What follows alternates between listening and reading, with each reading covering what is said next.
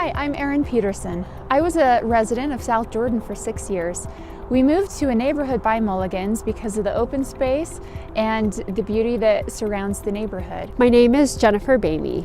I've been a resident of South Jordan for the past 5 years.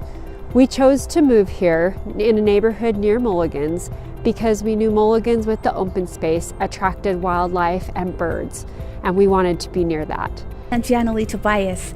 I've been fighting to preserve the Jordan River since 1996. Mulligans is part of the Jordan River, and Mulligans is the greatest family entertainment place in Salt Lake County, and I would say the state of Utah. I'm Julie Holbrook, and I'm president of Save Mulligans. I've lived in South Jordan for almost 9 years. When I got here, I purchased a home behind Mulligans.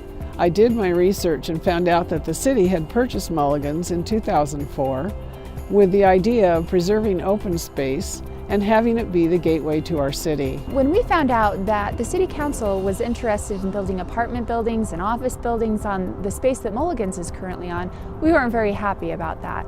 So me and a few neighbors got together and came up with Save Mulligans. Through the work of Save Mulligans, we have been able to save Mulligans as open space.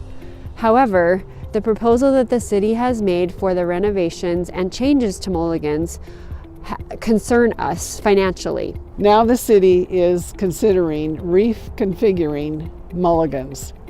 It will have a park which does not generate any revenue. This would require a bond of $10.8 million. In addition to what Mulligans already owes, that is a lot of debt.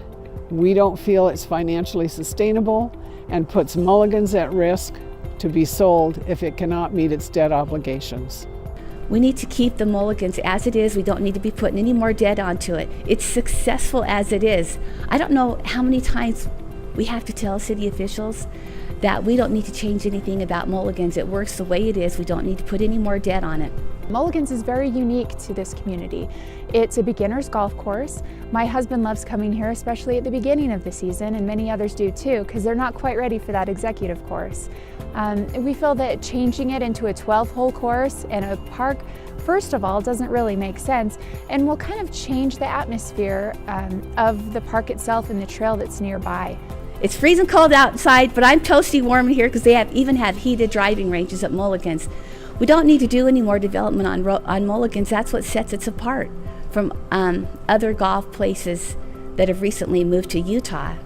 It has it all. It has miniature golf, it has driving ranges, it has 2 golf courses, one for young kids. What golf course can you go to where you have a dad golfing with his 3-year-old daughter? This is not a snotty golf course. This is family friendly and people can afford it.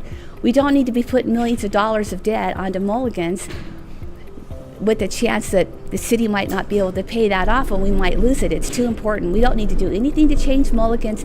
It's perfect the way it is. The more in debt Mulligans is, the more likely it is to be sold if the city cannot sustain the finances for it.